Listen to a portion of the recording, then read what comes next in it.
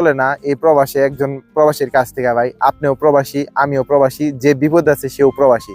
যেহেতু সে আইসেই পড়ছে, বর্তমানে তার কাফেলা হওয়া প্রয়োজন, তো আপনি তাদের কাছ থেকে অন্তত কম টাকাগুলা নিয়ে কাফেলা করেন। কারণ একজন বাংলাদেশি যেখানে বাংলাদেশে টাকা পাঠাবো, সেখানে উল্টা বাংলাদেশ থেকে টাকা আই নাই সৌদি আরবে ভাত খাওয়া লাগতেছে। এমনও প্রবাসী আছে যে পরিবারে বলতে পারতেছে না, বন্ধু বান্ধবের কাছ থেকে মানে এই রুম ওই রুম এরকম করে খাইতেছে, আত্মীয় স্বজনের কাছে যাইতেছে, টাকা পয়সা নাই, কেউ টাকা পয়সা দিতে চায় না। তো যার পরিস্থিতি যেরকম ভাই, আমি জানি যে আপনি হয়তো লোক কাফেলা করান। দেখেন আমার ভিডিওটা যারা লোক কাফেলা করেন তাদের সামনে পড়বো কিনা আমি জানি না।